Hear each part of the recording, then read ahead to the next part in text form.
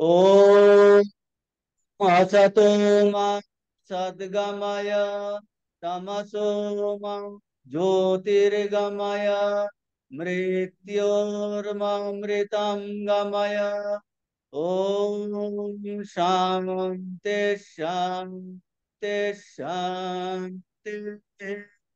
हरे ओम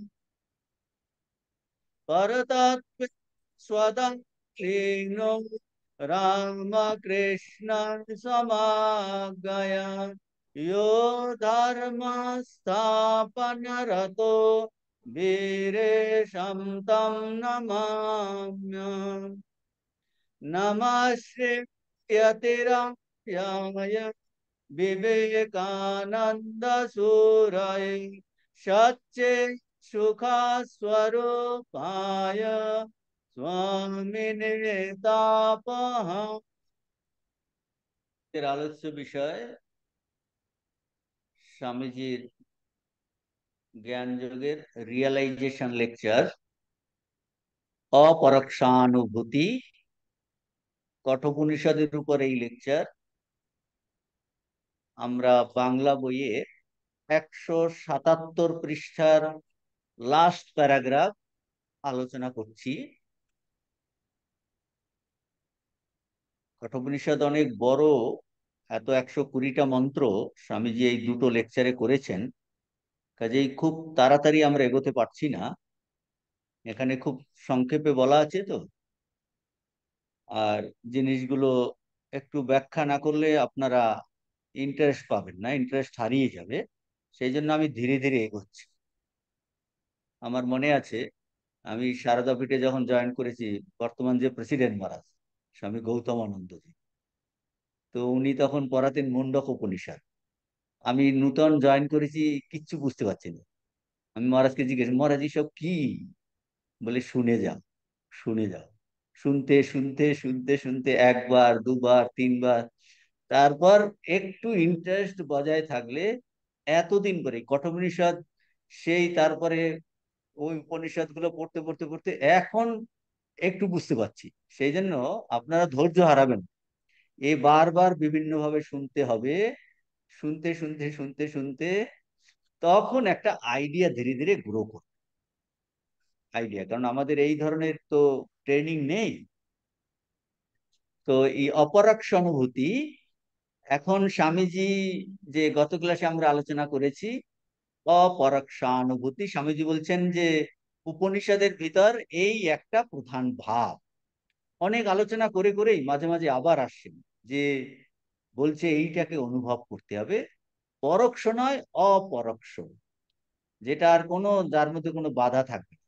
কিন্তু এই যে উপনিষদের ঋষিরা এই অপরোক্ষানুভূতি রিয়ালাইজেশন সম্পর্কে বলছেন, নিজের স্বরূপ আত্মতত্ত্ব ব্রহ্মতত্ত্ব একত্ব জ্ঞান এই অনুভবের কথা বলছেন, এই নিয়ে তো স্বাভাবিকভাবেই অনেক প্রশ্ন ওঠে। স্বামীজি ওই যে পূর্বপক্ষ তুলে কিছু কিছু প্রশ্ন তুলে সমাধান দিচ্ছেন, কারণ এই প্রশ্নগুলো আমাদের মনে ওঠে, সাধারণ মানুষের মনে এই প্রশ্ন ওঠে, তার সমাধান দিচ্ছেন। যে বিশেষত বলছেন যে আধুনিক মনে এই প্রশ্ন ওঠে, এর উপকারিতা আপনি এত অপরোক্ষ অনুভূতি ঋষিরা বলছে, এটা করে কি হবে? অপরোক্ষ অনুভব করে কি হবে, এর উপকারিতাটা কি? আর বলছে এই নিয়ে নানা সন্দেহ উঠবে, এটা করলে কি হবে। আমরা সবসময় যে কোনো জিনিস তো, যদিও আমাদের যে বেদান্তের যে যে চারটে আমরা বলছি অনুবন্ধ চতুষ্টয়, তার মধ্যে প্রয়োজন একটা আছে। প্রয়োজনম অনুদ্দেশ্য মন্দপি ন প্রবর্ততে। বলছে প্রয়োজন ছাড়া কোনো মন্দ ব্যক্তিও কোনো কাজে প্রবর্তিত হয় না। আপনারা এখানে এখন স্বামীজির জ্ঞান যোগ লেকচারে আলোচনা শুনতে এসেছেন, এটা একটা প্রয়োজন। বলছে প্রয়োজনম অনির্দিষ্ট, আপনি কিন্তু রোববারে দুপুরবেলা আসবেন না, সেই রকম বলছে মন্দ লোকও প্রবর্তিত হয় না। তো প্রয়োজন তো অবশ্যই একটা আছে, কিন্তু কিন্তু এই নিয়ে অনেক আমরা প্রয়োজনটাকে ডিফাইন করি কিভাবে, আমার জীবনে এইটা পাবো কিনা সেটা পাবো কিনা, মানে ইউটিলিটি, আমার আরো সুখ ইন্দ্রিয় সুখ বাড়বে কিনা, প্রমোশন হবে কিনা, সমস্ত সুযোগ সুবিধা পাবো কিনা, এইভাবে আমরা প্রয়োজনকে ডিফাইন করি। কিন্তু বেদান্তের প্রয়োজন অন্য জিনিস। অন্য জিনিস যেটা আমরা আলোচনা করছি, যে আত্যন্তিক দুঃখ নিবৃত্তি, পরমানন্দের সম্প্রাপ্তি।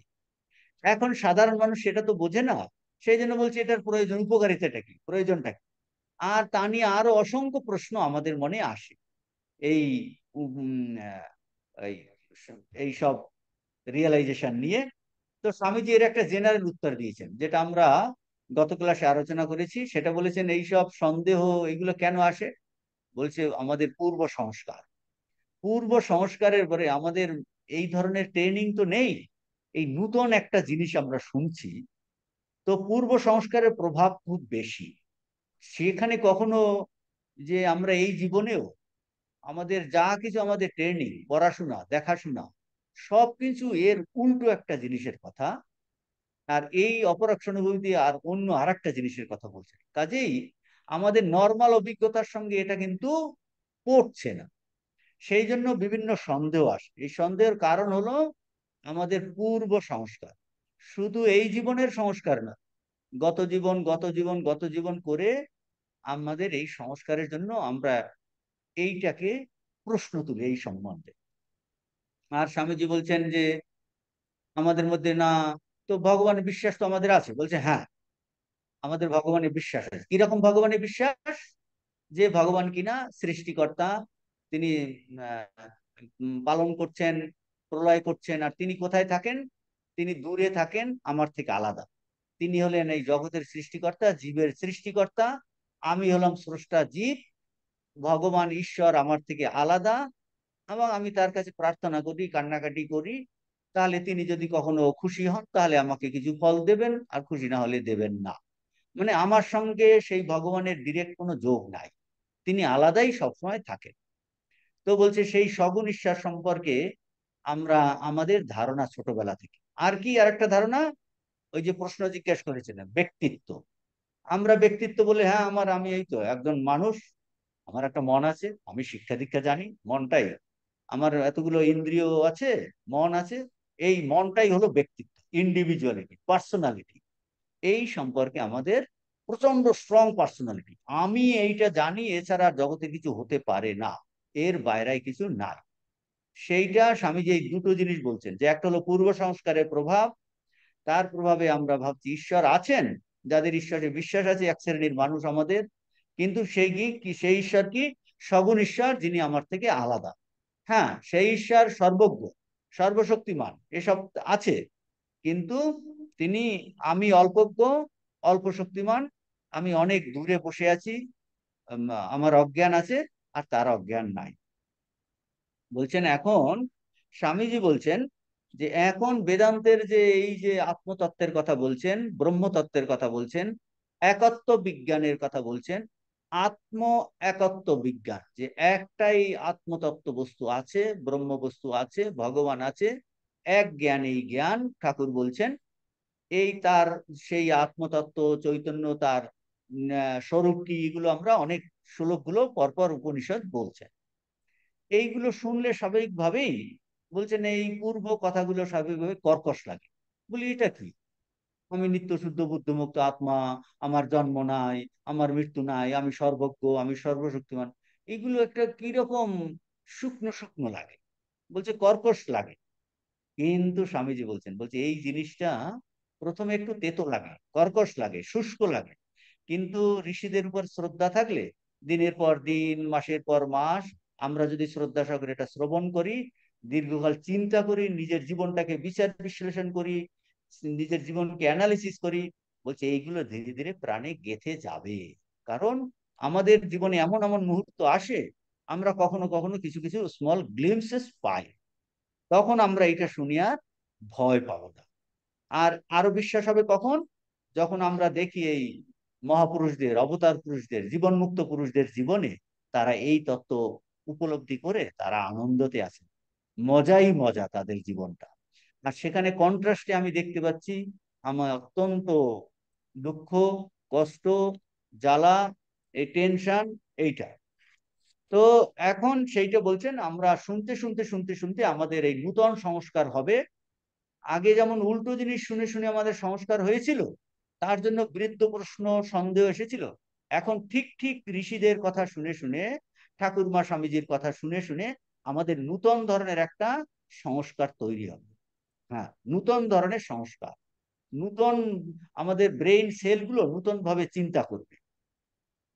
তাহলে প্রধান প্রশ্ন অবশ্য এই দর্শনের, তারপরে এটা বলার পরে স্বামীজি বলছেন প্রধান প্রশ্নটা কি, এই যে দর্শনের উপকারিতা, কার্যকারিতা, ইউটিলিটি, প্রয়োজন, এর দ্বারা কি হবে।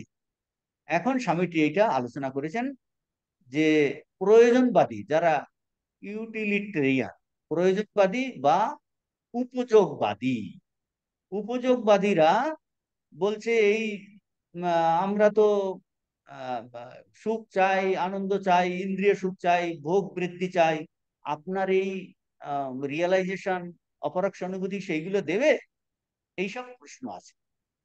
স্বামীজি এর একটা সাধারণ উত্তর দিয়েছেন, যদি প্রয়োজনবাদীরা, উপযোগবাদীরা, সাংসারিক উপযোগবাদীরা বলেন সুখ অন্বেষণ করাই মানুষের একমাত্র কর্তব্য, ব্যাপারটা ভালো করে বোঝার চেষ্টা করুন, এটা হলো পূর্ব পক্ষ। যারা ইউটিলিটেরিয়ান, উপযোগবাদী, সাংসারিক উপযোগবাদী, যারা প্রশ্ন তুলছেন এই অপরোক্ষ অনুভূতির প্রয়োজন কি, কার্যকারিতা কি, তারা বলছেন আমরা তাদের মতে সুখের অন্বেষণ করা হলো মানুষের কর্তব্য। এখন স্বামীজি তার উত্তর দিচ্ছেন, আচ্ছা ঠিক আছে, তাদের হলো সুখের অন্বেষণ, কিন্তু জগতে তো বিভিন্ন ক্যাটাগরির মানুষ আমরা দেখতে পাই, বিভিন্ন মনোভাব সম্পন্ন মানুষ দেখতে পাই। জগতে এক শ্রেণীর মানুষ আছে যারা এই আধ্যাত্মিক চিন্তায়, ধর্মীয় চিন্তায়, এই আহ, তারা কিন্তু সুখ পায়, আনন্দ পায়, এবং এটা তাদের ভালো লাগে। তখন স্বামীজি বলছেন, আচ্ছা তুমি তো উপযোগবাদী, তুমি বলছো তুমি ইন্দ্রিয় সুখের অন্বেষণ করাই কর্তব্য, আর ইন্দ্রিয় সুখেই তোমার সুখ, সেটাই তুমি ভালোবাসো।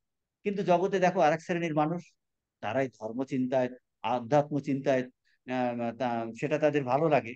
তাহলে সুখ, তাহলে কেন না তার আধ্যাত্মিক চিন্তায় সুখ অন্বেষণ করবে, তাদের তো ওটা ভালো লাগে, তাহলে সেটাই তাদের অন্বেষণ করা উচিত।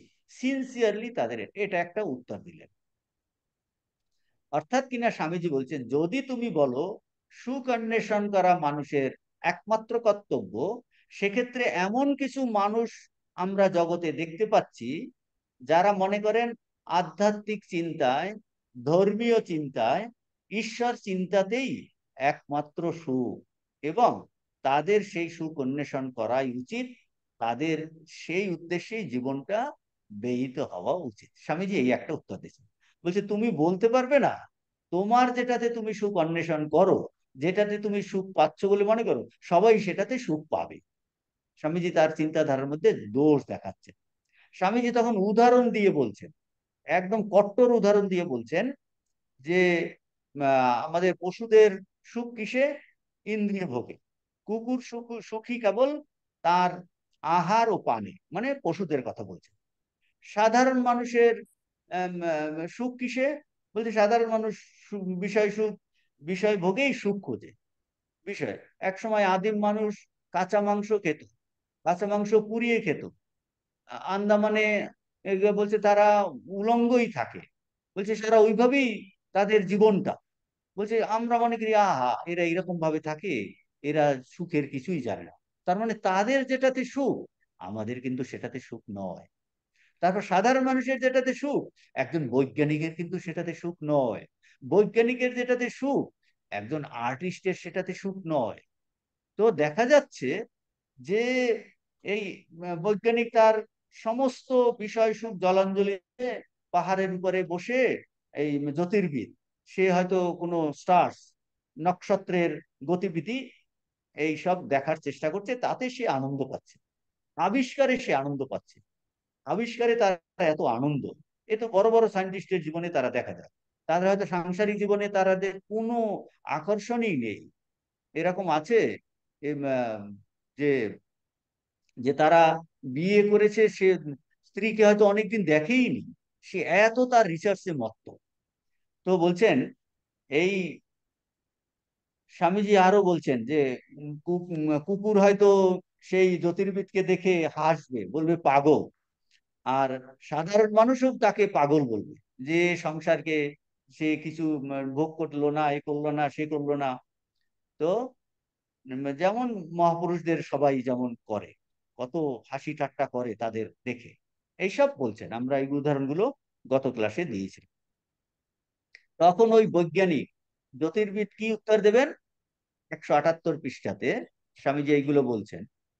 জ্যোতির্বিদ বৈজ্ঞানিক সে যেন উত্তর দিচ্ছেন সাধারণ মানুষকে, কুকুরকে, হে কুকুর, হে সাধারণ মানুষ, সাধারণ মানুষ মানে ভক্স পপুলি, তোমাদের সুখ কেবল ইন্দ্রিয়ে, তাতেই তোমরা আবদ্ধ।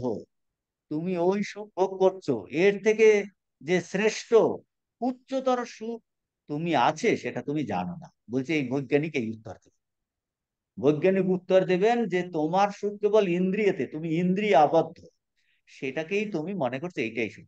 যেমন স্বামীজি চিকাগোতে ওই যে কুয়োর ব্যাঙের গল্প বললেন না, যে কুয়োর ব্যাঙে যে আছে সে ওখানেই ওই কীট পতঙ্গ খেয়ে বড় হয়েছে তার বপু। তো বা সাগর থেকে এসে এইখানে পড়লো, কুয়োর ব্যাঙ তাকে জিজ্ঞেস করছে, তুমি কোথা থেকে এসেছো? যে আমি সাগর থেকে। তোমার ও একটা লাফ দিয়ে বলে, সাগর কি এত বড়? তো হা হা করে হেসে উঠেছে, বলছে সাগর তোমার কোনো ধারণাই নেই, সে কত বিশাল। বলছে না না, অসম্ভব, এটা হতেই পারে না, এটা হতেই পারে না, তুমি মিথ্যু, তোমাকে এক্ষুনি আমি তাড়িয়ে দেবো।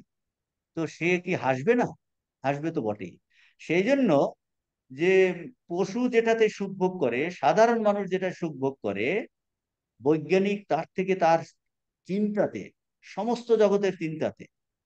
তো এই রামদাস, যে শিবাজির গুরু, তার হঠাৎ করে তার মা তাকে খুঁজে পাচ্ছেন না যখন ঘরে ছিল। সে কোথায় খোঁজ খোঁজ খোঁজ, উপরে উঠে দোতলায় উঠে দেখে একটা আলমারির পিছনে বসে সে দাঁড়িয়ে আছে। বলছে তুই নারায়ণ না, কি করছিলি? বলছে আমি জগতের চিন্তা, জগতের কল্যাণ চিন্তা করছি। বলছে তার সেইটাতে সুখ, সে ওখানে দাঁড়িয়ে চিন্তা করছে। তো বলছেন যে এই স্বামীজি এইটাই বলছেন যে সুখের মাপকাঠি কিন্তু সবার এক নয়।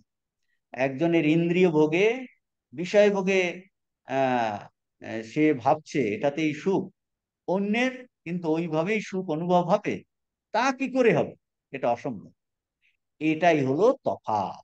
এইটা স্বামীজি দেখুন এই প্যারাগ্রাফের 178 পৃষ্ঠার মাঝখানে শেষে, যেখানে ওই দেখুন সাংসারিক উপযোগবাদীর, ইউটিলিটেরিয়ান এই ইংরেজি শব্দটা আছে দেখুন, সাংসারিক উপযোগবাদীর ইউটিলিটেরিয়ানের সহিত ধর্মতত্ত্ববাদীদের এই প্রভেদ প্রভেদ, যে ধর্মতত্ত্ববাদীদের এই প্রভেদ, যে একজনের বিষয়ভোগে সুখ, সবারই ওটাতে সুখ হবে, এটা কি করে হবে? তার কোনো অর্থ নেই।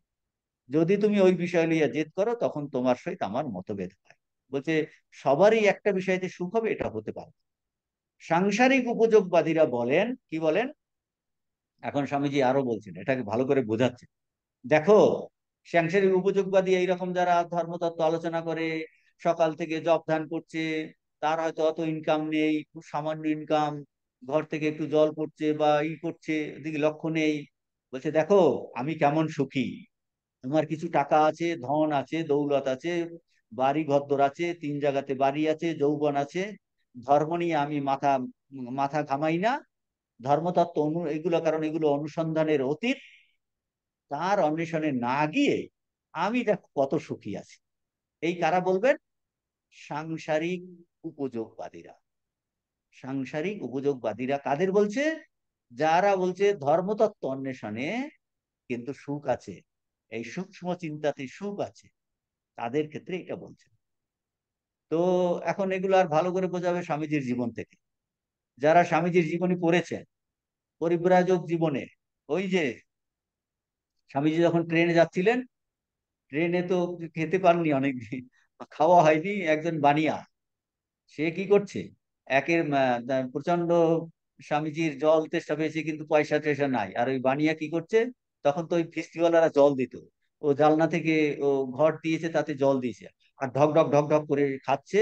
বলছে দেখো, তুমি তো সন্ন্যাসী, তোমার কোনো পয়সা, তুমি কাজ করো না, পয়সা নেই, আর আমি কেমন ব্যবসা করছি, আমার টাকা পয়সা আছে, আমি খাচ্ছি যাচ্ছি।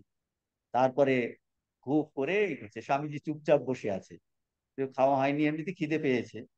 তারপরে তো একের পরে এক আবার লাড্ডু বার করছে, বানিয়ে তো পুরো খাবার ডিবার সঙ্গে আছে, গাম গাম করে খাচ্ছে একের পরে, বলছে দেখো কিরকম লাড্ডু আমি খাচ্ছি, তুমি তো খেতে পারছো না, তোমার কিছু নাই।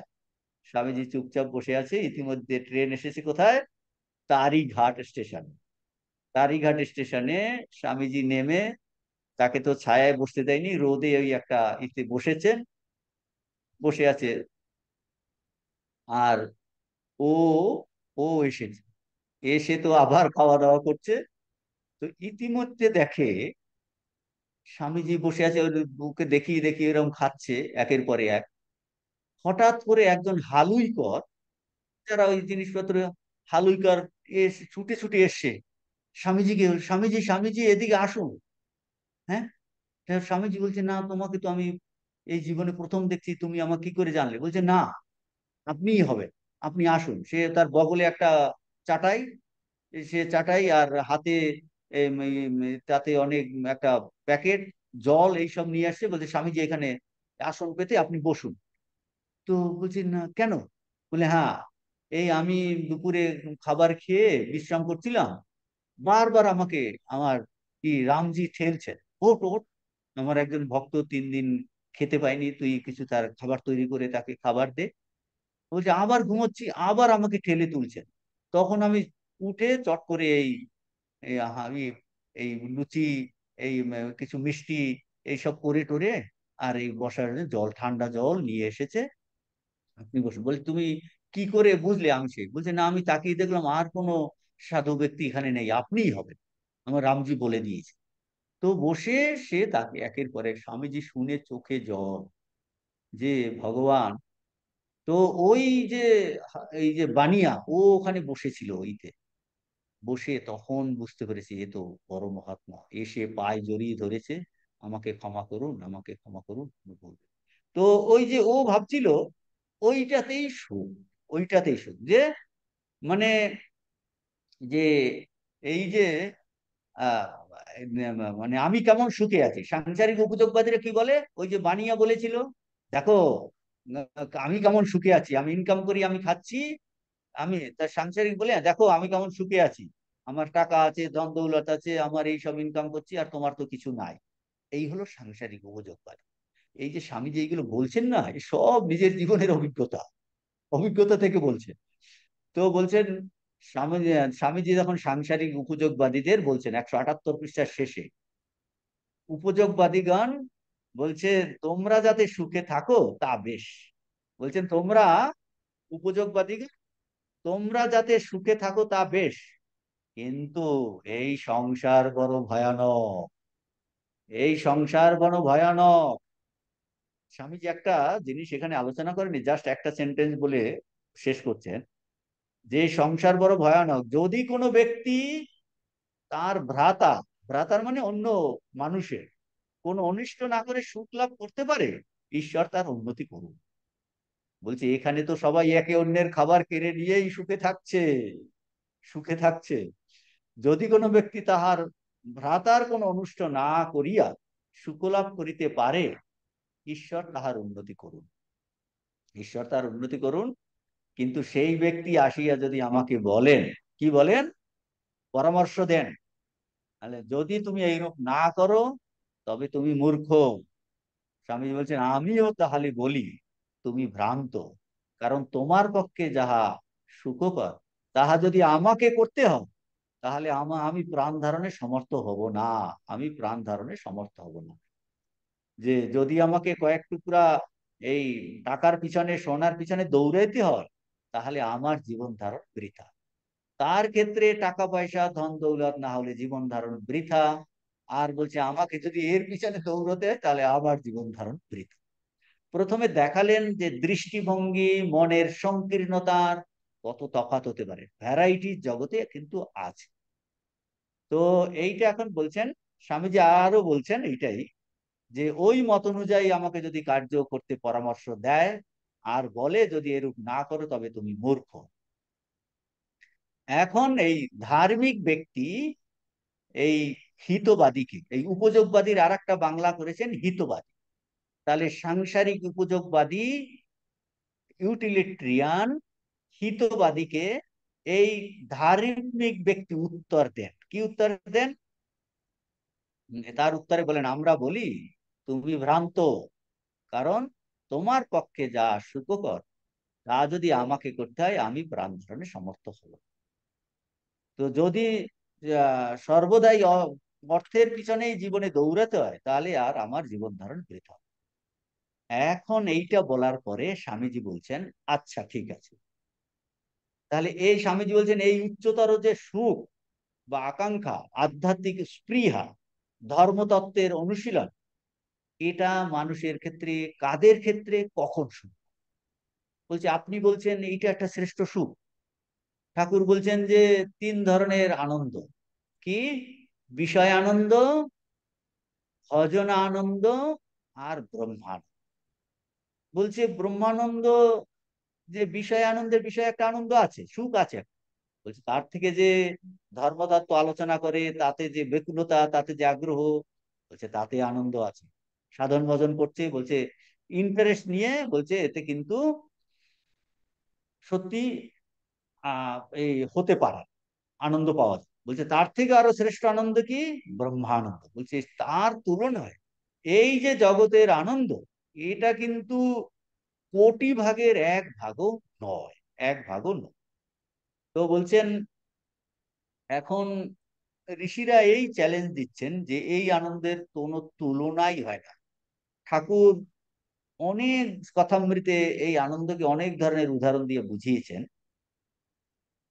তো এই উচ্চতর সুখ যদি এটা থেকে থাকে, তাহলে আমাদের জীবনে, কাদের জীবনে, কখন এটা শুরু হয়? তখন স্বামীজি এখন বলছেন বাস্তবিক কথা এই, বাস্তবিক কথা এই, কি বলছেন? যাদের এই নিম্নতর ভোগ বাসনা শেষ হয়েছে, তাদের পক্ষেই এই উচ্চতর সুখের অন্বেষণ শুরু হয়।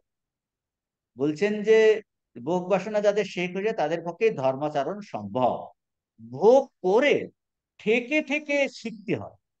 যতদূর দৌড়, ততদূর দৌড়িয়ে নিতে হবে আমাদের।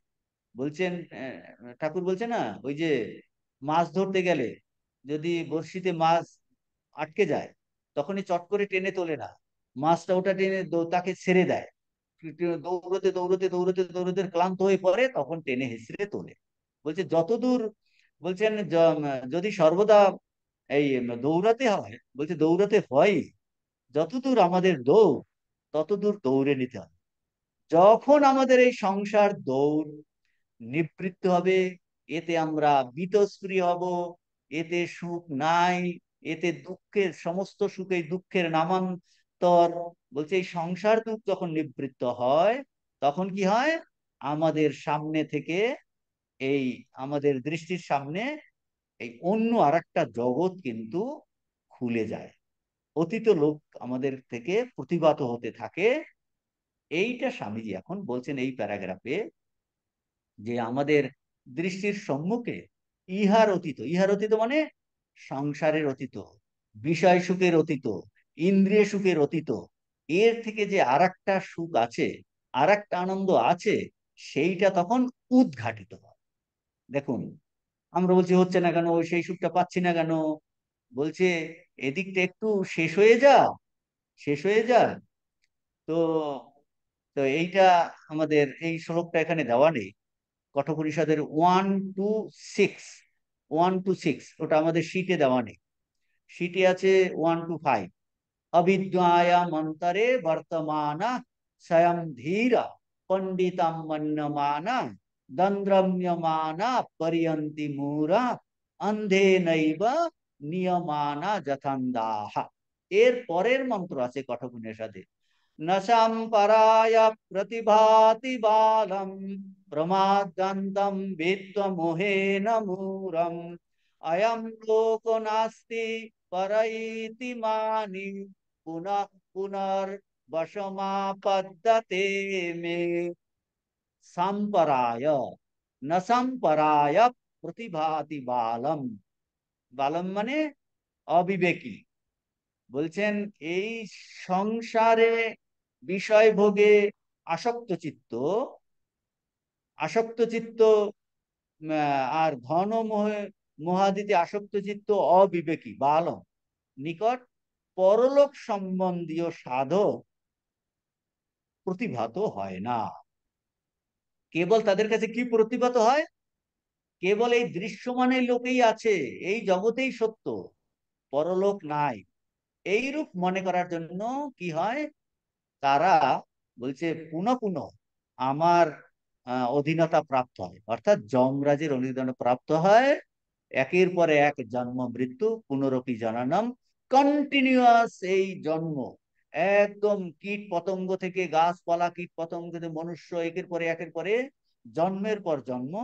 বলছেন সংসারে বিষয়ভোগে আসক্ত, ধনাদি মোহে সমাচ্ছন্ন, অবিবেকী বালক, না সাম্পরায়। সাম্পরায় মানে পরলোক সম্বন্ধীয়। পরলোক সম্বন্ধীয় ব্যাপারটা কি? অর্থাৎ মৃত্যুর পরে যে মানুষের অস্তিত্ব থাকে, পরলোক, স্বর্গ বলে জায়গা আছে, মানুষের কর্ম অনুযায়ী ফল হয়, ঈশ্বর তত্ত্ব, আত্মজ্ঞান লাভ। আত্মজ্ঞান লাভ তো অনেক পরের কথা। ঈশ্বরে বিশ্বাস, ভগবান আছেন, ভগবান কর্মফল দাতা, মানুষ মৃত্যুর পরে তার কর্ম অনুযায়ী উচ্চ গতি হয় বা কর্ম অনুযায়ী নিম্ন গতি হয়। বলছি এই তত্ত্বগুলো তাদের কাছে প্রতিভাত হয় না, কারণ তারা অবিবেকী, তারা বিষয়ভোগী আসক্ত চিত্ত, ধন মোহে ধনমোহে সমাচ্ছন্ন। সেই জন্য এই দৃশ্যমান লোকই আছে। রিনা বলছে এই জগতেই এই বলছেন যে ওই যে চার্বাকদের কথা বলে যে এই যে দেহ ভস্মীভূত হয়ে গেলেই সব চলে গেল, তারপর আর কি আছে? কিছুই নেই। অর্থাৎ যা, তাহলে এই রকম তার উল্টোটা কি? উল্টোটা হলো যারা এই সম্বন্ধে বীতস্পৃহ, যে না অলমিতি। শঙ্করাচার্য তার মুন্ডক উপনিষদের ভাষ্যতে একটা সুন্দর এক্সপ্রেশন, যারা এই সংসারকে বলছে এনা অলমিতি। ওই দেখবেন চিঠিতে, স্বামীজির অনেক চিঠিতে আছে অলমিতি, মানে অলমিতি মানে শেষ করলাম, ইতি, অলমিতি এই পর্যন্ত। তা অলম প্রত্যয়বান, এটা খুব সুন্দর এক্সপ্রেশন। অলম, বাহ, হয়ে গেছে আর না। আপনাকে ধরি এখন শরবত খাওয়ায়, এরপরে 5 গ্লাস শরবত খাওয়ায়, তুমি যে অলমিতি আর পারছি না। সেইরকম সংসার রূপ শরবত, সংসার ভোগ বলছে অলমিতি, আর এতে কিছু নাই, হয়ে গেছে। এটাতে যখন বীতস্পৃহ হয়ে যায়, অলম প্রত্যয়বান হয়, বলছেন সংসারে যারা বীতস্পৃহ, এর পিছনে আর দৌড়ানোর ইচ্ছা থাকে না, তাদের দৃষ্টির সম্মুখে এর থেকে যে আলাদা একটা জগৎ আছে, এর অতীত লোক প্রতিভাত হতে থাকে। এইটার কথা স্বামীজি এখানটায় বলছেন। তখনই আমাদের দৃষ্টির সম্মুখে ইহার অতীত লোক প্রতিভাত হয়। কেন? আপনি আপনি প্রশ্ন করতে পারেন কেন ওটা ওই বাসনা থাকলে কেন সেটা প্রতিভাত হবে না? বলছে না, সেইটা কিন্তু সূক্ষ্ম জিনিস, এত সূক্ষ্ম জিনিস, তার জন্য যে যন্ত্রটা দরকার, কি যন্ত্র? মনটা। মনটাও সূক্ষ্ম শুদ্ধ দরকার। বলছে বিষয় বাসনে মনটা স্থূল হয়ে যায়, এই সূক্ষ্ম জিনিস শোনার, জ্ঞান যোগ শোনার আগ্রহ আসবে। হ্যাঁ, এটা কি করছে, এইসব কঠিন তত্ত্ব আলোচনা করছে। বলছে এইটা শোনার জন্য যে একটা মন তৈরি হওয়াটা, সেই সূক্ষ্ম জিনিস। বলছেন যে ওই মনটা, ইন্দ্রিয়গুলো স্থূল জিনিস নিয়েই থাকতে ভালোবাসে।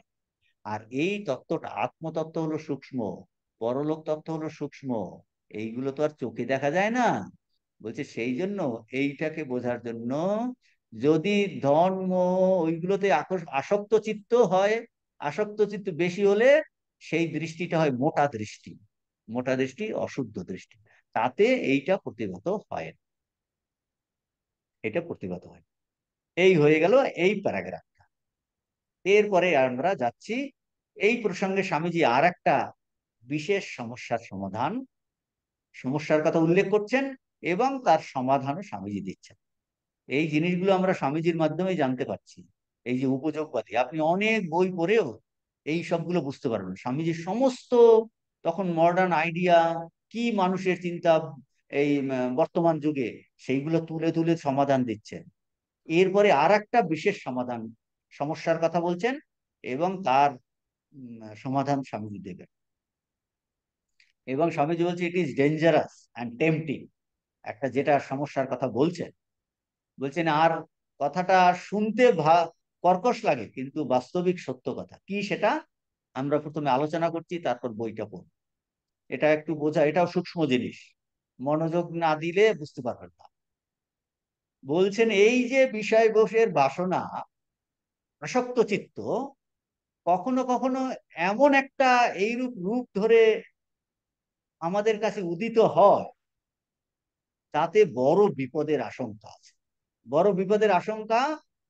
এবং অথচ এই এটাকে আপাত রমণীয় বলে মনে হয়, টেম্পটিং, যা কিনা প্রত্যেক ধর্ম বিশ্বাসের অন্তর্গত এবং প্রাচীন কালেও ছিল। মানে যারা এই ধর্মেতে বিশ্বাস আছে, ভগবান এইগুলো বলছে, তাদের মধ্যেই কখনো কখনো এই ভাবগুলো দেখা যায়, প্রাচীন কাল থেকেও ছিল, এখনো আছে। এই একটা সমস্যার কথা স্বামীজি তুলে ধরছেন এবং ব্যাখ্যা করছেন। সেটা কি? স্বামীজি বলছেন যে এই বিষয়ভোগের বাসনার পশ্চাতে থাকাতে আহ, কখনো কখনো এইরকম একটা চিন্তাধারা এসেছে কি, that a time will come, একটা সময় আসবে, a time will come when all the miseries of the life will cease and only its joys and pleasures will remain, and this earth will become a heaven. বলছে এমন একটা সময় আসবে, বলছে ওই যে ভোগ বাসনা করলে সুখ আছে না, বলছে তাদের কি চিন্তাধারা ভালো করে বোঝার চেষ্টা করো। বলছে তারা বলছে যে এমন একটা সময় আসবে যখন জগতের সমস্ত দুঃখ চলে যাবে এবং কেবল সুখগুলি অবশিষ্ট থাকবে, সুখগুলি অবশিষ্ট থাকবে। এই ইংরেজি বইয়ে এখানটায় আছে, page number 205, second paragraph. The enjoyment of the senses sometimes assume another phase, which is dangerous and tempting. Page number 205, second paragraph. You will always hear the idea. In very old times, in every religion, that a time will come. বলছে এই ধর্মের মধ্যেই এটা আছে, এই প্রত্যেক ধর্মতেই এরকম চিন্তাধারা দেখা যায়, that a time will come when all the miseries of the life will cease and only its joys and pleasures will remain, and this earth will become a heaven.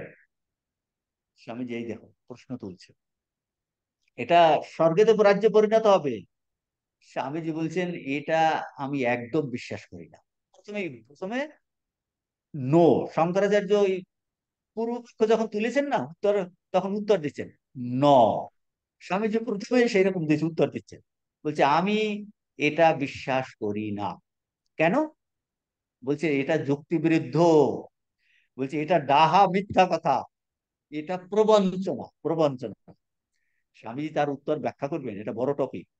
উত্তর ব্যাখ্যা করবেন, প্রমাণ করবেন যে এই এই জিনিসটা প্রমাণ করবেন। অন্য আরেকটা ডেঞ্জারাস দিকও বলছেন। কি বলছেন? এই ধরনের চিন্তাতে যারা বিশ্বাস করেন, কি বিশ্বাস করেন, তারা তাদের আসলে ভোগের বাসনা, এই ধর্মের সঙ্গে তারা ভোগ বাসনা মিলিয়ে ফেলেছে, মিলিয়ে ফেলেছে। এক সময় তারা কি বলছেন, তারা আসলে ধর্মের সঙ্গে ভোগ বাসনা, ধর্মের সঙ্গে ভোগকে মিলিয়ে ফেলেছেন। এক সময় এই জগৎ স্বর্গে পরিণত হবে। তখন তারা বলছেন আরে যত এখানে তুমি, এক সময় তো স্বর্গে পরিণত হবে, ভগবান সৃষ্টি করেছেন, স্বর্গরাজ্য ফিরে আসবে, যত পারো ভোগ করো, তাতে আর ভোগ করার সময় ধর্মের একটা প্রলেপ তাতে দিয়ে দাও। তাদের কি ধারণা, এইরকম ত্যাগ করার দরকার নেই, এই ত্যাগ করার কোনো প্রয়োজন নাই। হ্যাঁ, এই স্বর্গ বলে উচ্চ জীবন, যার জন্য ত্যাগ স্বীকার, সত্য আচরণ, এই ভোগের ভোগ কমাতে হবে, ত্যাগ করতে হবে, নিষ্কাম কর্ম দরকার। বলছে না না, এইখানে বসেই আমরা স্বর্গরাজ্য পাবো, যেখানে আমরা সুখ ভোগ করবো। অন্যদিকে আপনি বলতে পারেন যে না না, এক শ্রেণীর লোক আছে তো স্বর্গে যাওয়ার জন্য তারা পুণ্যকর্ম করে, যদি বলা যায় এরকম যে পুণ্যকর্ম করে আমরা এই জগৎকেই স্বর্গেতে পরিণত করব, আলাদা কোনো স্বর্গ নাই, আমরা ভালো কাজ করব, ভালো কাজ করব, পুণ্য কাজ করব। পুণ্য কাজ করে করে করে করে কি করব, হসপিটাল করব, স্কুল কলেজ করব, এইটা করব সেইটা করব, লোকের কল্যাণ করে করে করে করে করে কি করব, সমস্ত ভালো কাজ করে এই জগৎকেই আমরা একদম সোনা দিয়ে, ওই যে রামরাজ্যের ধারণা, বুঝতে পারছেন কি না? এ রামরাজ্যের ধারণা সেইটা, ইংরেজিতে ইউটিলিটেরিয়ান আইডিয়া, যে এই জগৎ এক সময় স্বর্গেতে পরিণত হবে, স্বর্গেতে পরিণত হবে। স্বামীজি এগুলো অনেক জায়গাতে আলোচনা আছেন, কর্মযোগেও এই আলোচনা করেছেন। স্বামীজি বলছেন এই ধরনের স্তব বাক্য ভালো কর্ম করার জন্য একটা প্রেরণা, দিতে পারে, প্রেরণা শক্তি হতে পারে, কিন্তু যুক্তিতে এটা কিন্তু টিকবে না। জগৎ কিন্তু চিরকালেই জগতের মতো থাকবে, বুঝতে পারছেন কি না? আপনি ওই যে একবার হয়েছিল না, এই যে বালক ব্রহ্মচারী শরীর গেল, তারপর সেই শরীরকে পুড়িয়ে দেবে না, বলছেন তিনি সমাধিতে গেছেন, ফিরে আসবেন, শরীর পচে যাচ্ছে, তারপরে ফুল টুল দিয়ে ঢেকে রেখেছেন, তাদের অন্য মতলব ছিল, আর একজন সেই নামে বেরিয়ে আসবে।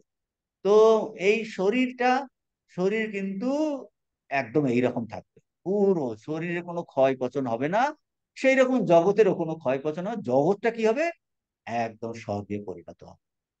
স্বামীজি বলছেন এটা ডাহা মিথ্যা কথা। স্বামীজি এর বিরুদ্ধে যুক্তি দিচ্ছেন এখন, বিরুদ্ধে যুক্তি দিয়ে কি বলছেন, বলছেন এই পৃথিবী যেমন আছে তেমনিই থাকবে, মানে এতে সুখ দুঃখের সমষ্টি সর্বদা এক, এ কখনো হবে না। জগতের দুঃখ, স্বামীজি আপনাদের মনে আছে কিনা গত যে জ্ঞানযোগ সিরিজ 1 মায়া লেকচারে, জগতের দুঃখে, দুঃখ ওই দেহের পুরাতন বাত ব্যাধির মতো বলছে।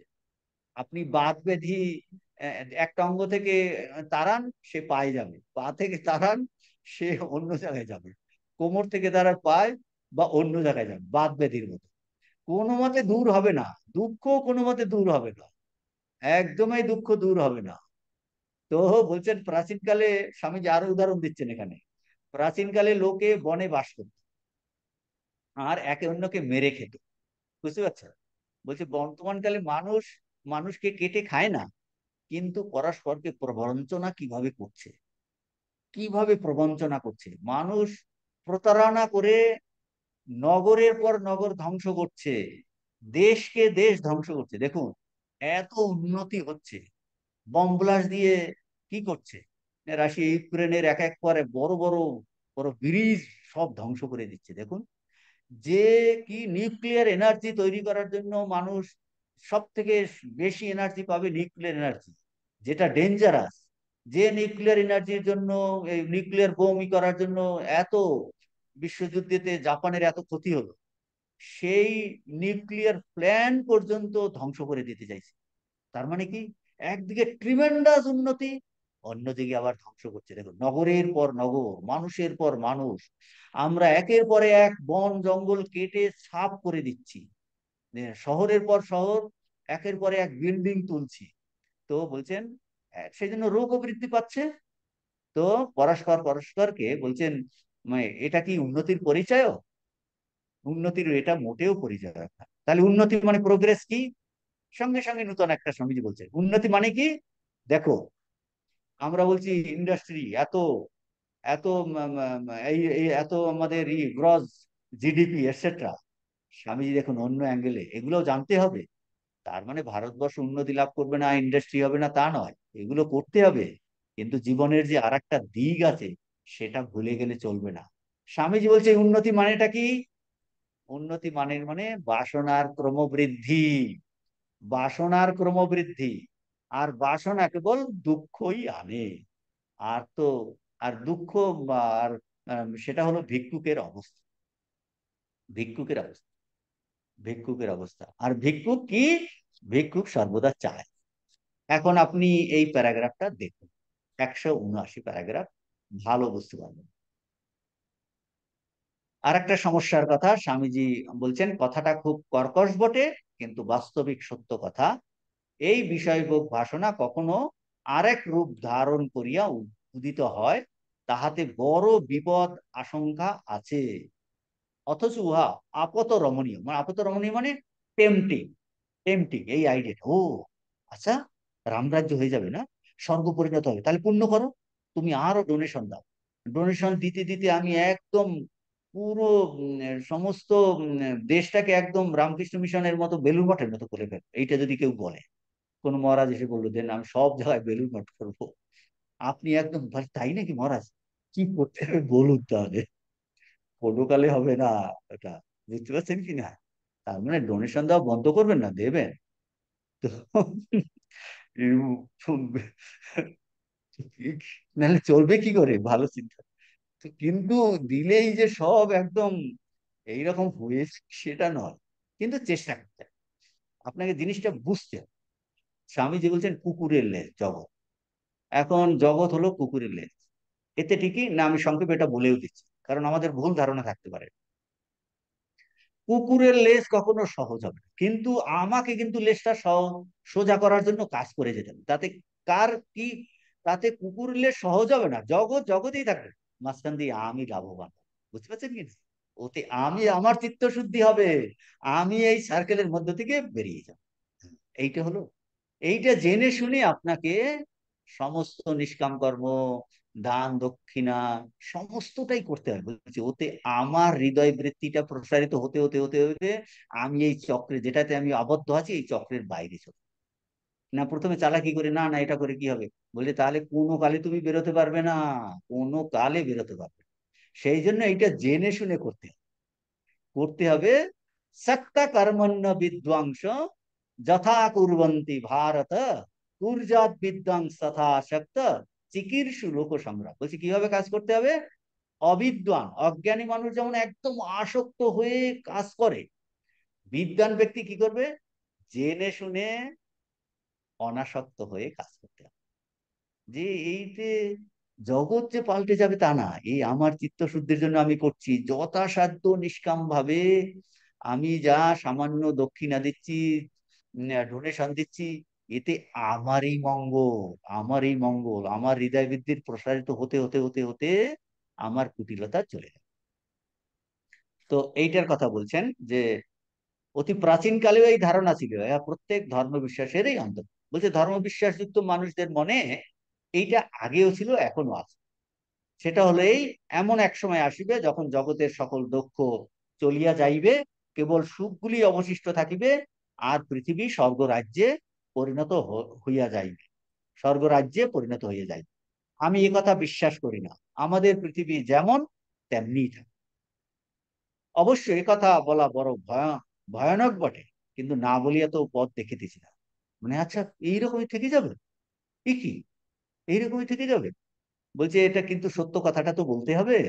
জগতের দুঃখ দেহের পুরাতন বাত ব্যাধির মতো, দেহের এক অঙ্গ হইতে তাড়াইয়া দিলে বাত পায় যাইবে, পায় হইতে তাড়াইয়া দিলে অন্যত্র যাই। যাহা কিছু করো না কেন, উহা কোনো মতে দূর হইবে না, কোথাও না কোথাও থাকিবে। দুঃখ সেই রূপ। দেখুন ওরা বলছিল দুঃখ থাকবে না, এই একটা আইডিয়া। বলছে দুঃখ সেই রূপ, তুমি তাড়াও না কেন, এইখান থেকে তাড়ালে দুঃখ অন্য জায়গায় যাবে। কেন, উহা কোনো মতে দূর হইবে না। প্রাচীনকালে লোকে বনে বাস করে, তারপরে এই উদাহরণগুলো দিচ্ছেন যে একের পরে মানুষ এখন অন্যভাবে। দেখুন না, ইলেকট্রনিক যুগে ঘরে বসে কি করে ডাকাতি চুরি ডাকাতি হচ্ছে, ঘরে বসে সব পাসওয়ার্ড ভেঙে আপনার ব্যাংক অ্যাকাউন্ট থেকে কোনোভাবে দুঃখ এসেছে, আমার লক্ষ টাকা চলে যাচ্ছে মানুষের, কিছুই সে করলো না, সব ব্যাংকে সুরক্ষিত আছে, ব্যাংক থেকে টাকা বার করে নিয়ে চলে যাচ্ছে। চিন্তা করে দেখুন, ব্যাংক ডাকাতি করতে হবে না, বিশাল গাড়ি নিয়ে পিস্তল দরকার নেই, কিছু না, সে ঘরের মধ্যে এয়ার কন্ডিশনে বসে একদম আপনাকে ঠান্ডা মাথাতে কিন্তু গলা কেটে দেবে।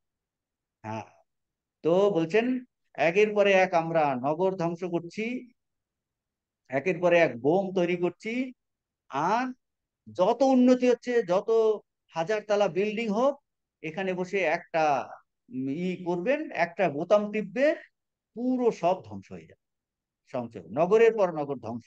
ইহা অবশ্য খুব উন্নতির পরিচায়ক নহে। এখন আসছে স্বামীজি, বলছে তোমরা উন্নতি বলতে কি বোঝো বলো তো, উন্নতি মানেটা কি।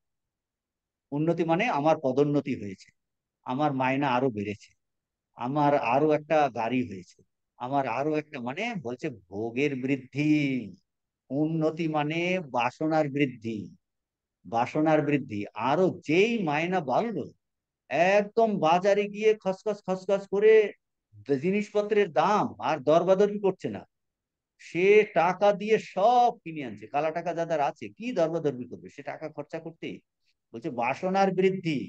যদি আমি কোনো বিষয় অতি স্পষ্ট ভাবে বুঝিয়ে থাকি, স্বামীজি বলছেন, যদি কোনো বিষয় আমি স্পষ্টভাবে বুঝে থাকি তা এই, বাসনা কেবল দুঃখেই আনে। বলছে তাহলে উন্নতি মানেটা কি, ব্যাপারটা সিরিজটা বোঝার চেষ্টা করুন। আমরা যেভাবে জাগতিক উন্নতি বলছি, আর একটা স্বামীজি সূক্ষ্ম উন্নতির দিচ্ছেন। উন্নতি মানে বাসনার বৃদ্ধি। বাসনা মানেই কি, দুঃখের বৃদ্ধি। কারণ যেই বাসনা করবেন, আপনার বাসনা পূরণ না হলে আরো দুঃখ। হম ঈর্ষা প্রচন্ড বাড়বে, ওর অপদোন্নতি হয়েছে, ওর নূতন গাড়ি হয়েছে। আর সেটা অবস্থা বলছে ভিক্ষুকের অবস্থা সেটা। বলছে বাসনা কেবল দুঃখই আনে। আর বাসনা মানে কি, আমি চাই, চাই, শুধু চাই, চাই চাই চাই চাই, এটা হলো ভবরোগ। এই যে ভবরোগ, চাই চাই চাই চাই, সেখান থেকে ভোগ। বলছেন ভিক্ষুক সর্বদাই কিছু চায়। বাসনা মানে চাওয়া। আর সেটাকে স্বামীজি বলছেন, বলছে এ তো ভিক্ষুকের অবস্থা। তুমি যত বড় ইন্ডাস্ট্রিয়ালিস্ট হও, তুমি আরো টাকা তুমি শেয়ার মার্কেটে রাখছো, মানে কি, তুমি আরো আরো রিটার্ন চাইছো, মানে তোমার ভিক্ষুকের মতো অবস্থা। তাহলে ভিক্ষুক সর্বদাই কিছু চায়। কোন দোকানে গিয়ে সে কিছু আম, দেখিয়া তৃপ্ত হতে পারে না। আপনি বড় সুপার মার্কেটে গেলেন, সব জিনিসগুলো দেখে আপনি কি, আপনার ব্যাগ দু তিনটা নিয়ে গেছে, তখন আপনাকে একজন বন্ধু নিয়ে গেল, বলছে সব দেখে টেকে আসে। বলে কি হলো, কিছু কিনবো না? বলে না না, দূর, তোমার সঙ্গে এলাম, ভাবলাম কিছু এটা ওটা কিনে দেবে। বলে সব তো দেখে এলে, দেখাতে কিন্তু আপনার তৃষ্ণা মিটবে না। তো বলছেন কোন দোকানে গিয়া কিছু দেখিয়া তৃপ্ত হইতে পারে না, অমনি পাইবার ইচ্ছা করে। ওগুলো ব্যাগে ভর্তি করে নিয়ে এলেই তো হবে, দরকার নেই। আপনার অনেকগুলো হয়তো ট্রাঙ্ক ভর্তি শাড়ি আছে, কিন্তু নূতন ডিজাইন বেরিয়েছে, আর একটা কিনে নিলেন, টাকা আছে তো, দিয়ে বেড়েছে, কি করবেন? আর একটা অমনি পাইবার ইচ্ছা হয়। কেবল চাই, চাই, সব জিনিস চাই। এটা বুঝতে হবে। আমি বলি কি মহারাজ, এ তো এত কড়া কথা বললে কি করে হবে? কিন্তু সত্যটা তো জানতে হবে, সত্যটা জানতে হবে। সমগ্র জীবন কেবল তৃষ্ণাতুর যাচকের অবস্থা। তৃষ্ণাতুর যাচক, সে শুধু চায় চায়। বাসনার দ্রুপণীয় তৃষ্ণা। বলছে এই তানহা তৃষ্ণা, বলছে এই থেকেই দুঃখ। তানহা বা তৃষ্ণা, বাসনা পূরণ করবার। এখন দেখুন ওই যে স্বামীজি বলছেন বাসনা তো পূরণ হতে হবে। বলছে বাসনা পূরণ করিবার শক্তি যে নিয়মে বর্ধিত হয়, বাসনার শক্তি তদপেক্ষা বহুগুণে বর্ধিত হয়। বাসনার শক্তি বহুগুণে পূরণ করার শক্তি ওরকম নাই, কারণ আপনার ইন্দ্রিয় তো বেশি নয়।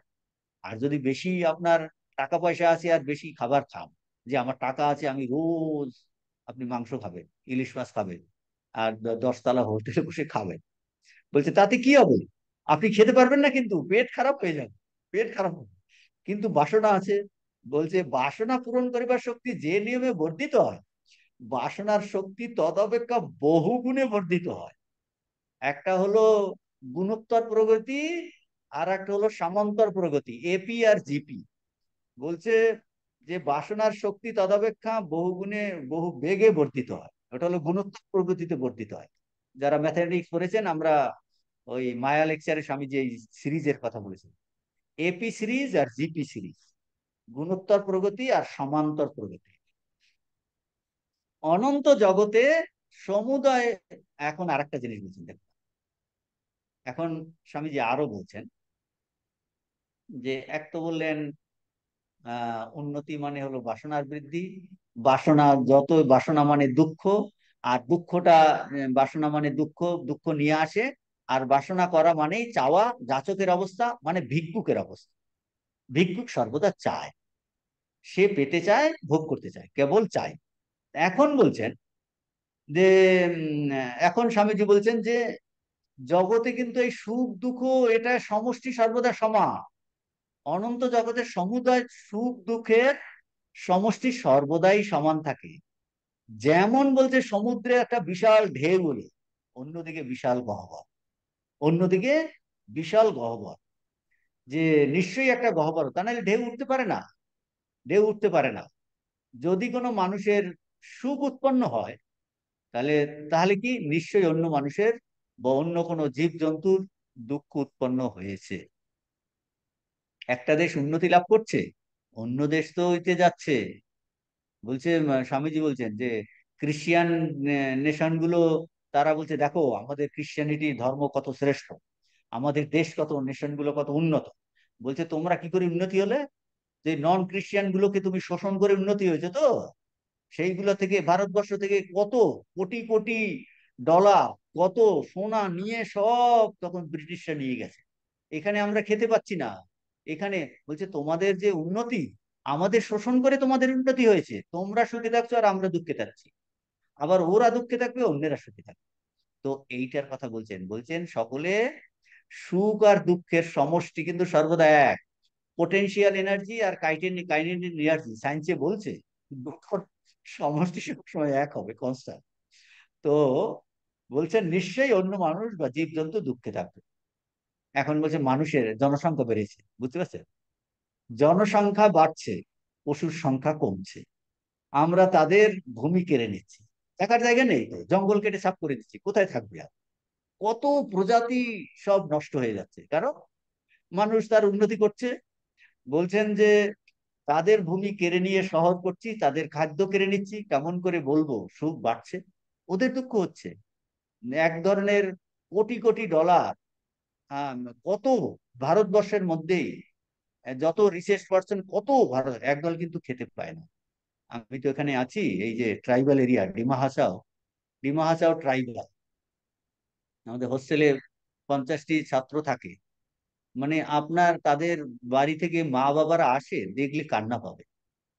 মানে কি দরিদ্র, এত দরিদ্র, মানে খুব সামান্য চাষ পর্যন্ত দিতে পারছে না। আমাদের আশ্রমের অবস্থা খুব একটা সুবিধার নয়, কিছু নীতি হচ্ছে। কিন্তু আমি চিন্তা করি যে ভারতবর্ষে কোটি কোটি ডলার আছে এক ধরনের, আর এখানে ট্রাইবাল যারা একটু শিক্ষিত হয়েছে, তারা পুরো টাকাটা খেয়ে নেয়। ওই অস্পারাগাইতে গিয়ে টাকা একদম পৌঁছাচ্ছে না। তারা তাদের ছেলে মেয়েকে না পারছে পড়াতে। মাসে 2000 টাকা দেওয়ার মতো, 1000 টাকা দেওয়ার মতো সামর্থ্য নেই। যে তাদের অবস্থা দেখলে আপনার রীতিমতো কান্না পাবে, রীতিমতো কান্না পাবে। কাজেই একদল এত উন্নত, এত টাকা আছে, কি করে খরচা করবে জানে না। আর এক দল সময় বলছে এদের দুঃখ, এদের দুঃখ। তো স্বামীজি এরকম বলছেন যে প্রবল জাতি, প্রবল দেশ দুর্বল জাতিকে গ্রাস করছে, শিক্ষিতরা অশিক্ষিতদের শোষণ করছে। তো বলছেন পরস্পরকে, বলছে তাতেও কি নিজেরাই নিজেদের সংহার করবে, নিজেরাই নিজেদের, ওই যে যারা উন্নতি হচ্ছে না, একে অন্যকে মারবে। প্রবল জাতি ধনী দেশ সুখী হবে? কখনো না, কখনো হতে হতে পারবে না। বলছে তারা পরস্পর পরস্পরকে সংহার করবে। একটা নিউক্লিয়ার দেশ অন্য নিউক্লিয়ার দেশকে পরস্পরকে সংহার করবে। বুঝতে পারছেন কোথায় আর সুখ? সুখটা কোথায়? যে এত উন্নতি হলো, একের বিরুদ্ধে অন্য অস্ত্র লাগাচ্ছে, যে অস্ত্র লাগাচ্ছে, তাহলে সুখটা কোথায়, বাড়ছে কোথায়? তো এইটার কথা স্বামীজি বলছেন কিভাবে সুখের, ওই যে বলছিল না রাম রাজ্য বা মিলেনিয়াম আইডিয়া, ইউটিলিটেরিয়ান বলছে এই জগতে এখানেই স্বর্গ হয়ে যাবে। বলছে কোথায়? এই ধারণা একদম ডাহা মিথ্যা কথা। এটা মানুষকে প্রবঞ্চনা করা, এটা একদম পয়জনাস আইডিয়া। স্বামীজি একদম উদাহরণ দিয়ে দিয়ে দিয়ে দিয়ে এটা বোঝাচ্ছে, উদাহরণ দিয়ে দিয়ে বোঝাচ্ছে। Facts are against it. Swamiji বলছেন যে এই জগৎ, যে এটা কিন্তু, এটা তো প্রত্যক্ষের বিষয় যে এটা সম্ভব নয়। অনুমানের, অনুমান, অনুমানিক বিচার দ্বারাও এটা বোঝা যায় যে জগৎ কখনো স্বর্গ হতে পারে না, সুখে পূর্ণ হতে পারে না, তা কখনো হবার নয়। স্বামীজি বলছেন facts are against it, on theoretical grounds also I see it cannot be. যে থিওরির দিক দিয়েও এটা কিন্তু মানা যাচ্ছে না। অথচ এইরকম একটা আছে, একদম সোনা ফলিয়ে দেব। ঠাকুর বলছেন জগৎ যদি সত্য হতো, কামার কুকুরকে সোনা দিয়ে মুড়িয়ে দিতাম। জগৎ সত্য নয়, জীবনটা এইরকম নয়। শরীর একের পরে এক কোথায় সব ধ্বংস হয়ে যাচ্ছে, কোটি কোটি মানুষ আসছে, আহানি আহানি ভূতানি গচ্ছন্তি যম মন্দিরম শেষা স্থিরাত্মাম ইচ্ছন্তি কিম আশ্চর্য মতম পরম। কাজে অহংকার করার কিছু নেই, ধন দৌলতের মোহের অহংকার করার কিছু নেই, সব এক লহমায় নষ্ট হয়ে যেতে পারে। হচ্ছে, হচ্ছে একটাতেই। তো স্বামীজি এই জিনিসটার কথা এখানে আলোচনা করছেন, বলছে এইরকম ধারণা কোথা থেকে এসেছে। ওই যে বিষয় ভোগের ইচ্ছাটা অন্য আরেকটা রূপ ধরে আসে, সেটা কিন্তু ডেঞ্জারাস, টেম্পটিং।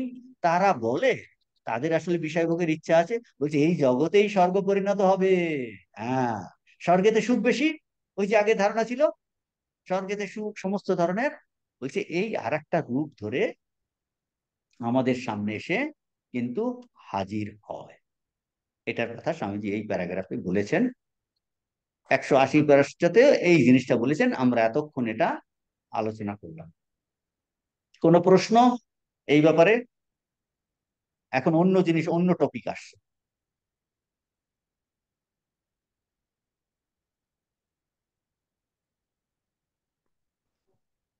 না মহারাজ, হুম, বলুন। বলছি মহারাজ তাহলে প্রকৃত সুখের ডেফিনেশনটা কি? প্রকৃত সুখের, হুম, প্রকৃত সুখটা হলো অপরিণামী সুখ, যেটা স্বামীজি আগে আলোচনা করেছিলেন। ধরো যে দু ধরনের সুখ আছে, একটা পরিণামী সুখ আর একটা অপরিণামী সুখ। এই যে আমাদের ইন্দ্রিয় ভোগের সেটা, এগুলো পরিণামী সুখ, এগুলো নেই তা না বলছে না, আছে, কিন্তু don't think it is a final. আমরা এটাই ভুল করি, ওটাই তো ওরাই বলছে যে দেখো আমি কি সুন্দর খাচ্ছি, আমি সুখে আছি, পরক্ষণেই দুঃখ এলো। কাজে এই ইন্দ্রিয় ভোগের, বিষয় ভোগের এই আসক্তিতে, এই জগতে এই সুখ, এগুলো নেই তা না, আছে, কিন্তু এর থেকে আর একটা জগৎ আছে যেটা এখন আমাদের সঙ্গে ওপেন হয়। কেন? বলছে এই এই সুখ, পরিণামী সুখ তে যাদের আসক্ত বেশি, এইটাকেই যারা একমাত্র সত্য বলে মনে করে, তাদের দৃষ্টি আবদ্ধ, বিত্ত মোহেন মূঢ় অবিদ্যায়ামন্তরে বর্তমান। তারা নিজেদের স্বয়ং ধীরা পণ্ডিতম মন্যমানা। আমরা বলছি এই তো এই জগৎটাই আছে, আমরা, আমি তো শাস্ত্র পড়েছি, আমি জানি এইটাই ঠিক, এর থেকে আর কিছু না। বলছে না, এটা অতটা ঠিক নয়, এটা সুখ আছে কিন্তু এটা পরিণামী, এটার কিন্তু এর থেকে আর একটা আছে। আমরা কিন্তু পরিণামী সুখে কিন্তু সুখী নই, আমরা আরো শ্রেষ্ঠ জিনিস চাই। ঋষিরা সেটা আবিষ্কার করেছেন, যেটা হলো অপরিণামী সুখ, যাতে কোনো রিয়াকশন আসবে না। সেটা কি? বলছে আত্ম চিন্তাতে, আত্ম উপলব্ধিতে, ভগবান চিন্তাতে, ভগবান উপলব্ধিতে, চৈতন্যের চিন্তাতে, চৈতন্যের উপলব্ধিতেই। বলছে এই আন অ্যালয়েড, অ্যালয় জানেন তো, ওই যে শঙ্কর, এই বলে ওটাকে কি বলে, ধাতু শঙ্কর, আন অ্যালয়েড। বলছে এখানে যে সুখ, এই ওই পিছনে ওই সুখ আছে বলেই এই বিষয়ের সুখ সামান্য আমরা পাচ্ছি। আর কোনো প্রশ্ন কারো এ ব্যাপারে? তাহলে মহারাজ বলছি যদি আমাদের এইটাই হয়ে থাকে, তাহলে হ্যাঁ, কাজকর্ম করে কি হবে? সারাদিন খালি ঈশ্বর চিন্তা করলে কি আমাদের চলবে মহারাজ? কাজকর্ম করলে কি হবে? সেই তো, যদি সবকিছুর পিছনে দুঃখ থাকে, তাহলে হ্যাঁ, আমাদের কাজকর্ম করে যদি ঈশ্বর চিন্তাতেই সমস্ত কিছু হয়ে থাকে, তাহলে হ্যাঁ, কাজকর্ম করার লাভ মানে মানেটা কি হলো? মানেটা কি হলো? কাজকর্ম করার কাজকর্মকে আমি ধরছি, ধরুন আপনি, ধরুন আমি কর্মযোগ বলছি, আপনি সিনসিয়ারলি কর্মযোগ করার চেষ্টা করছেন, তাতে প্রকৃতি আপনাকে ধাক্কা দেবে। আপনি ভাবছিলেন যে এই থেকে আমি সুখ পাবো, প্রকৃতি ধাক্কা দিতে দিতে দিতে দিতে আপনাকে প্রতি মুহূর্তে দেখাবে, দেখো তুমি ভেবেছিলে এইটার মধ্যে সুখ আছে কিন্তু সুখ নাই, এর সঙ্গে দুঃখ। তুমি ভেবেছিলে এইটাতে সুখ পাবে কিন্তু সুখ নাই, পিছনে দুঃখ। এইরকম করে করে আমাদের এক্সপিরিয়েন্স হয়। বাচ্চা ছেলে যেমন আগুনে হাত দিলে পুড়ে যাচ্ছে বলে ওখান থেকে আঙুলটা সরিয়ে আনে কিনা, সরিয়ে আনে, কিন্তু প্রথমে জানতো না। সেই রকম এই কর্ম করে করে করে করে আমরা কর্মের মধ্যে সুখ চাই, ভোগের মধ্যে সুখ চাই, দৃশ্য দেখে সুখ চাই, শব্দ শুনে সুখ চাই, নাচ গান করে সুখ চাই, অন্য নেশা করে সুখ চাই। বলছে এই করে করে প্রত্যেকটাতেই রিয়াকশন আসতে বাধ্য, আসতে বাধ্য, আসবেই। আজ না আসুক কাল আসবে, আসবে। তখন ও আপনার নিজের থেকেই বুঝে নেবেন, ও আচ্ছা আচ্ছা, এটা দেখলাম না, অলম প্রত্যয়বান পরীক্ষা লোকান কর্মচিতান ব্রাহ্মণ নির্বেদ মায়ান নাস্তাকৃত কৃতে না বলছে এইগুলো সব পরীক্ষা করা হয়ে গেছে মহারাজ, দেখলাম তো কিছুটি নেই এর মধ্যে, এখন ভাবছি ঠাকুর ঠাকুর নিয়েই থাকবো। এরকম অভিজ্ঞতা অনেকের হয়, হয়, কিন্তু একবারে তো পারা যায় না। সেই জন্য এই জিনিস সবগুলো নিয়েই আমরা চলি, কিন্তু অনাসক্ত হয়ে ঠাকুর থাকতে বলেছেন, অনাসক্ত হয়ে কর্ম করতে বলেছেন। তাহলে কর্ম রিয়াকশন আছে, কর্ম করা বাদ দিয়ে দেবো? করবেন কি আপনি? অলস হয়ে যাবে, অলস হয়ে গিয়ে আরো আপনি অধঃপথে যাবেন। সেই জন্য এগুলো করতে হবে, তার টেকনিক অবতার পুরুষ এসে বলে গেছেন। কর্ম করো, নিষ্কাম ভাবে করো, ঈশ্বর আরাধনার্থন করো, তা নাহলে কিন্তু রিয়াকশন প্রচন্ড ভাবে আসবে, রিয়াকশনও প্রচন্ড ভাবে আসবে। এই হলো পদ্ধতি। মহারাজ, আর কারো প্রশ্ন? তার মানে ঈশ্বর চিন্তা করেই আমাদের। ওই আর একজনে প্রশ্ন করতে চাইছে, তাকে দিন, তাকে দিন। মহারাজ, যে আপনি বলুন। অন্য অন্য চ্যাপ্টারগুলোর উপরে তো আপনি কোশ্চেন দিয়েছিলেন, তাই এই চ্যাপ্টারটার উপরে কোশ্চেনগুলো দিলে অনেক সুবিধা ওরে বাবা, কোশ্চেনেই যত আগ্রহ, কোশ্চেনেই আগ্রহ, আর ব্যাপারটা বুঝুন, কোশ্চেনে কত আগ্রহ। কোশ্চেন তো দিয়ে দিতে পারি, কোশ্চেন দিলে কি হবে? বলুন, আরেকজন উঠে প্রশ্ন করতে গেছেন তো দেখছি আবার। মহারাজ, হ্যাঁ বলুন। হ্যাঁ বলছি, আপনি একটু আগেই বললেন যে সঙ্গীতের মধ্যে দিয়ে আমরা আনন্দ পাই আর কি। তো সঙ্গীতের মধ্যে দিয়ে ঈশ্বর প্রাপ্তির একটা কথা বলা হয় আর কি। নিশ্চয়ই। তো এটা কিভাবে আমি আমি এখন অনুভূতিতে পাই, মানে সেইভাবেটা আমার একটু বোধের অসুবিধা হয়, মানে বুঝতে অসুবিধা হয়। আমি সঙ্গীত একটু প্র্যাকটিস করি, হ্যাঁ, কিন্তু ঈশ্বর হচ্ছে আমি যে না রাজযোগ। আপনার সঙ্গীত, হ্যাঁ আমি বুঝতে পেরেছি, আপনার ধরুন সঙ্গীত ভালো লাগে, তাতে আপনি আনন্দ পান কি না? আনন্দ পাই, কিন্তু আমি পান তো। একটা আর একটা একজন যে সঙ্গীতজ্ঞ নয়, সে বলছে সারাস্ত দিন এ ভ্যাগা কি করছে, যারা ক্লাসিক্যাল মিউজিক যাদের ভালো লাগে না, বলছি এই লোকটা কি করছে, অথচ ক্লাসিক্যাল মিউজিক কত উচ্চ মিউজিক, যারা এটা সে বলছে এইটাতে আবার কেউ সুখ পায় নাকি? স্বামীজির ভাববার কথা পড়ে দেখবি, ওই বিয়ে বাড়ির কড়া মাজার সুরে এক করে একজন গান গাইছে, চৌবেজি বলছে কি করছো, বলে আমি ভগবানের মন ভেজাচ্ছি। বলছে আমার এই মন ভেজাতে পারছো না তুমি, আহাম্মক, ভগবানের মন ভেজাচ্ছ, চালাকির আর জায়গা পাচ্ছে না। সেই জন্য 1 নম্বর আপনার উত্তর হলো, এটা অন্য বিষয়ের থেকে সঙ্গীত তো শ্রেষ্ঠ জিনিস, এটাতে আপনি আনন্দ পাচ্ছেন, এই হিসাবে একটা বোঝা গেল যে ওটা উচ্চ ধরনের আনন্দ। এখন সঙ্গীতের মাধ্যমে কিন্তু হাইয়েস্ট বলছেন ভগবান লাভ হতে পারে, যদি সে ভক্তি সঙ্গীত সত্যি ভগবানের উদ্দেশ্যে সে গায়। সঙ্গীত আপনাকে নাম দিতে পারে, যশ দিতে পারে, আপনাকে ভোগ বৃদ্ধি করতে পারে। আপনি সমস্ত বড় বড় সঙ্গীতজ্ঞদের খবর নিন না, তাদের পারিবারিক লাইফ খবর নিন, বোম্বের সমস্ত সঙ্গীতজ্ঞদের খবর নিন, তাদের তো সঙ্গীত ভালো লাগে, কিন্তু সঙ্গীত হলেই যে সে ওইটাকে ভগবান লাভের জন্য ইউজ করছে তা নয়, ভোগের জন্য ইউজ করছে, সেটা বুঝতে হবে আপনাকে। সেই জন্য আপনি এই সঙ্গীতটা কিভাবে ইউজ করছেন, আপনি এই জ্ঞানযোগ ক্লাসকে কিভাবে ইউজ করছেন, আপনি গীতা চর্চা কিভাবে ইউজ করছেন, ইট ডিপেন্ডস অন ইউ।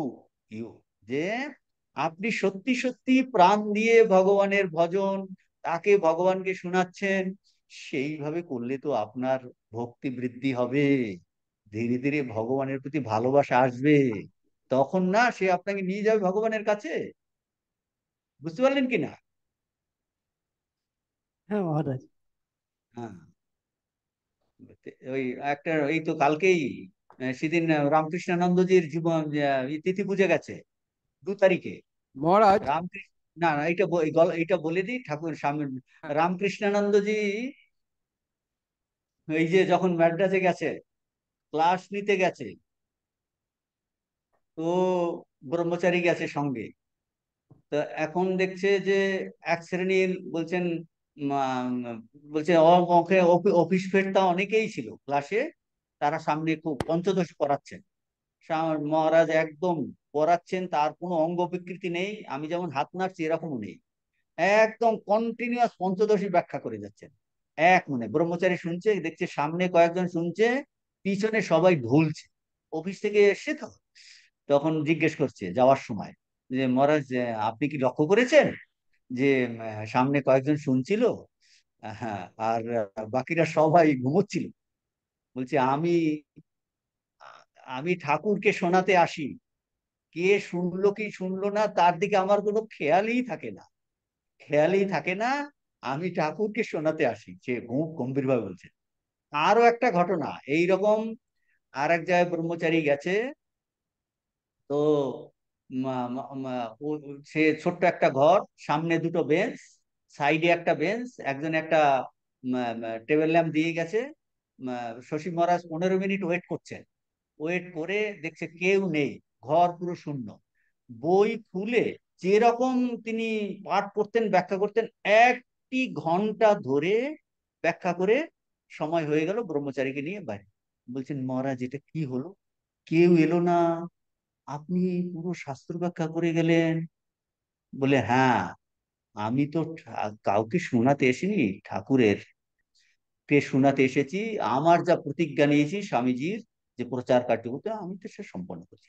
কি তার নিষ্ঠা, সম্পূর্ণটা কাজ ভগবানকে শোনানোর জন্য করছে। সেই জন্য সঙ্গীত আমি ভগবানকে শোনানোর জন্য করি, নিশ্চয়ই আপনার হৃদয়ে এত ভক্তিভাব বৃদ্ধি হবে, আপনি এইটাই তো সঙ্গীতে যে শ্রেষ্ঠ উপায় হয়ে যাবে ভগবান হাতে, ভগবান। হ্যাঁ, করুন, প্রশ্ন করুন, কে বলছিলেন? হ্যাঁ মহারাজ, হ্যাঁ, বলছি আপনি বলছেন পরিণামী সুখ অপরিণামী সুখ। কারেক্ট। এক্ষেত্রে পরিণামী দুঃখ অপরিণামী দুঃখ কি কোথাও রিলেট করে? অপরিণামী, অপরিণামী দুঃখ, অপরিণামী দুঃখ মানে যে দুঃখটার পরিণাম মানে সর্বদাই দুঃখ থাকবে, সেই তো, হ্যাঁ, সেটাও কি রিলেট করছে কোথাও? যে সর্বদাই দুঃখ। পরিণামী আরে সুখ আর পরিণামী দুঃখ আছে, তখন ধরো অপরিণামী সুখ আছে, হুম, সেখানে দুঃখও আছে। হ্যাঁ, সেটা দুঃখও তো সেইভাবেই থাকে, সেটাও তো রিলেট আসলে করতে কি, পারে। মানে এখন পরিণামী দুঃখ আর অপরিণামী দুঃখ, দুঃখ মানেই হলো পরিণামী। আপনি চিন্তা করে দেখুন, দুঃখ প্রতি মুহূর্তে চেঞ্জ হচ্ছে কিনা। দুঃখটা আপনি চিন্তা করুন, দুঃখটা আপনার এই মুহূর্তে 5% দুঃখ, পর মুহূর্তে 4% দুঃখ, বা আপনার আজকে দুঃখ, পুরো দুঃখ, গতকাল এ দুঃখ ছিল আজকে নেই। তার মানে দুঃখটা পরিণাম, দুঃখের পরিণাম হচ্ছে কিনা, চেঞ্জ হচ্ছে কিনা, বিকার হচ্ছে কিনা, আপনি ভেবে দেখুন, হ্যাঁ দুঃখের ঠিক বিকার আছে। হচ্ছে কিনা। হ্যাঁ, চেঞ্জ হচ্ছে দুঃখ, তাহলে দুঃখ হচ্ছে তো কখনো সেই রকম। অপরিণামী হয় না। অপরিণাম। আর সুখেরও সেই রকম, সুখেরও এই জাগতিক সুখেরও আপনি দেখুন, আজকে সুখ আছে, সুখটা চেঞ্জ হয়ে যাচ্ছে। সুখ চেঞ্জ হওয়া মানেটা কি, মানে হলো দুঃখ একটু আসছে, তার মানে মিক্সচার। দুঃখ আর সুখ আলাদা দুটো এন্টিটি নয়, একটাই এন্টিটি আছে, ওটা আপনার মনের উপর আপনি কিভাবে ডিফাইন করবেন তার উপরে, তার উপর এটা করছে। আপনি এখন যদি গরম লাগছে, শরবত আপনাকে খেতে দেওয়া, বাহ, ইউনিভার্সিটি না, কি সুন্দর, আসার পরেই 1 গ্লাস করে সবাইকে শরবত দিচ্ছে, চা বিস্কুট খেতে দিচ্ছে। যেদিন চা বিস্কুট দিতে দেরি হলো, এটা কি অব্যবস্থা, আমরা ভেবেছিলাম রামকৃষ্ণ মিশনের সব ঠিকঠাক চলে, এ তো দেখছি একদম ঠিকঠাক চলছে না। আপনি রোজ টাইমলি চা বিস্কিট পেয়ে আপনার সুখ হচ্ছিল, কিন্তু সেটাই দুঃখ হয়ে গেল কিন্তু, বুঝতে পারছেন কিনা। তারপর শরবত দেওয়া বন্ধ হয়ে গেল, প্রথমে শরবত দিয়ে শুরু করলো প্রথম ক্লাসে, প্রতি ক্লাসে শরবত, ধীরে ধীরে একটু একটু কমাতে শুরু করেছে, কমাতে কমাতে শরবতে নুন বেশি দিচ্ছে, বলে ছ্যা ছ্যা ছ্যা ছ্যা, আপনার সুখটাই দুঃখতে রূপান্তরিত হলো। আবার যদি ভালো শরবত আপনি 3 গ্লাস খান, বেশ ভালো, 4 গ্লাস, 5 গ্লাস, আপনার বমি আসবে, বমি। বিয়ে বাড়িতে গিয়ে রসগোল্লা খাওয়ার কম্পিটিশন হয়, কটা খাবেন, 10টা, 12টা, 20টা, 40টা, তারপরে খেয়ে দেখুন ওখানেই বমি করবে না। তার মানে যে রসগোল্লা আপনাকে সুখ দিচ্ছিল, that rasgulla has a become a source of দুঃখ, সোর্স অফ দুঃখ। কাজে সবই এখানে পরিণামী, যা কিছু ম্যাটার, ইন্দ্রিয় ভোগ্য বস্তু, সব চেঞ্জিং, চেঞ্জিং বস্তু। এইটার থেকে আলাদা আর একটা জিনিস বলছে, সেই জন্য সেটাকে সুখ বলছে না, সেটাকে বলছে আনন্দ, ব্লিস। ইন্দ্রিয় সুখকে কখনো ব্লিস শব্দটা ইউজ করে না। মানে তাই বলছে আনন্দ, এই ব্রহ্ম বলছে সেইখানে সেই আর একটা জিনিসের কথা ঋষিরা বলছেন। বলছে এইটাতে কোনো রিয়েকশন নেই। বলছে ও দিনে দিনে বাড়তে পারে আর ক্রমবর্ধমান। কারণ ওই জিনিসটা আমার মন শুদ্ধ হলে ওটা আমরা আরো আরো উপলব্ধি করি, আরো উপলব্ধি করি, আরো উপলব্ধি করি। তো এই একটা জিনিস আপনি চিন্তা করবেন, এটাকে এই জন্য নিয়ে গভীর চিন্তা করতে হবে। অনেক সময় জব ধ্যান করা মানে আপনি এক একটা টপিক নিন, আচ্ছা তাই তো জীবনকে আপনি অ্যানালিসিস করুন। সুখটাই কি, দুঃখটাই কি, কেন রিয়াকশন আসছে, কি আমি জীবনে চাইছি, অ্যানালিসিস করতে করতে করতে করতে দেখবেন নিজেরাই এটা ভালো বুঝতে পারবেন। এই কয়েক উদাহরণ একের পরে এক জীবনের অভিজ্ঞতাকে অ্যানালিসিস করুন, তাহলেই বুঝতে পারবেন এগুলো সব চেঞ্জিং। ঋষির একটা আনচেঞ্জিং জিনিসের কথা বলছেন, তার কথা বলছেন যেটা হলো চৈতন্য, যাহা কিনা আমার স্বরূপ, যে আমি আত্মস্বরূপ, সেটা কিন্তু একটা, তার কোনো পরিবর্তন নাই। অবিনাশী তু তদ্বিদ্ধি এনা সর্ববিদম ততম বিনাশাম অব্যয়স্য না কশ্চিৎ কর্তুমার।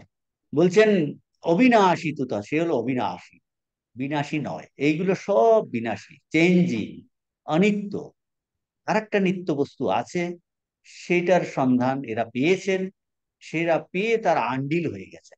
তারা সেই কথা কম্বুকণ্ঠে আমাদের বলেছেন, শাস্ত্র বলছেন।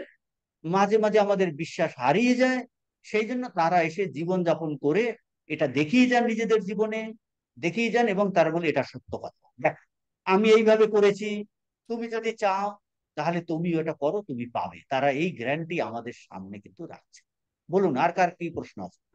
মহারাজ, বলছিলাম যে বাজারের সঙ্গে চাহিদা এবং সরবরাহের সম্পর্ক আছে। আছে, হ্যাঁ। সবাই যদি বাজারের সঙ্গে ওই ব্যাপারে কোনো নিষ্ক্রিয় হয়ে থাকে, নিরাসক্তি ব্যাপারে, বাজারে কিন্তু বিক্রি হবে না। এবং কারেক্ট, অর্থনৈতিক ব্যাপারে ঠিক ঠিক বুঝতে পেরেছি। হ্যাঁ, বিক্রি হবে, ঠিক। এই ক্ষেত্রে ডিমান্ড অ্যান্ড সাপ্লাই। আমরা যতই বলি না কেন নিরাসক্তি, তাহলে বাজারে যদি বিক্রি না হয়, তাহলে জিনিস বিক্রি না হলে চাকরি বাড়ি করে হবে না।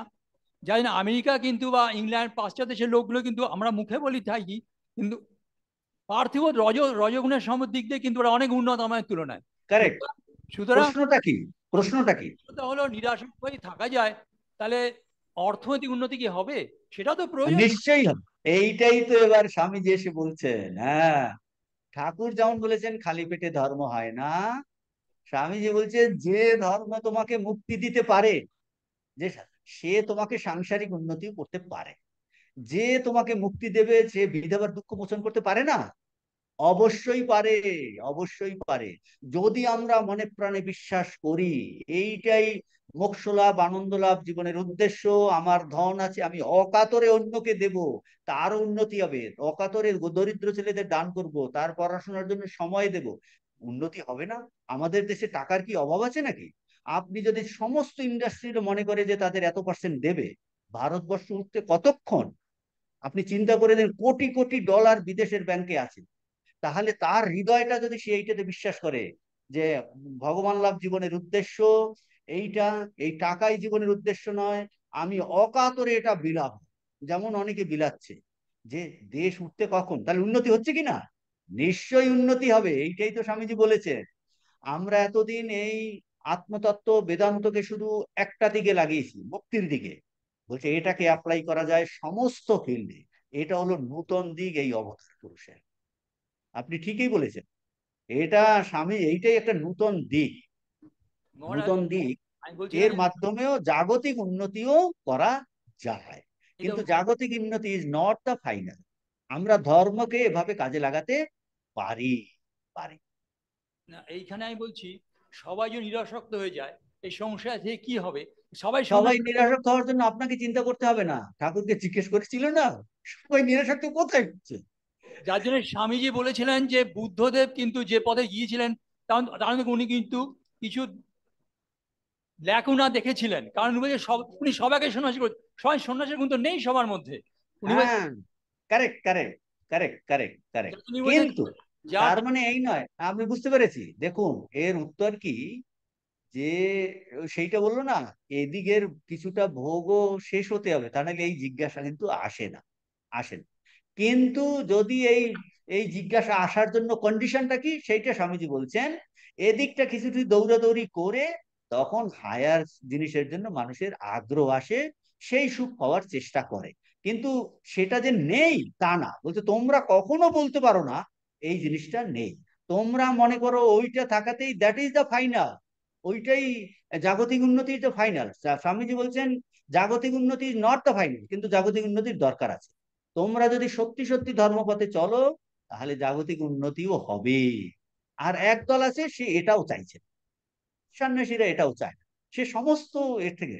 কিন্তু সংসারে যারা আছে তারাও ধর্মপথে অবলম্বন করে উন্নতি করতে পারে, তাদের হৃদয়ের প্রসারতা আসতে পারে, দেশের উন্নতি হতে পারে, চতুর্দিকের উন্নতি হতে পারে। কিন্তু তার জন্য চাই, বলছে তুমি উন্নতি হও কিন্তু নিরাসক্ত ভাবে অন্যকে, নিঃস্বার্থ ভাবে অন্যকে করো করো। এই হলো পদ্ধতি। আজকে সময় কিন্তু হয়ে গেছে, আমি আর পরের টপিক, এটা অন্য টপিক এসেছে, এটা আর এখন আলোচনা করছি না। বলছেন যে পারফেকশন ইজ ইনফাইনাইট, পূর্ণতা সর্বদাই অনন্ত।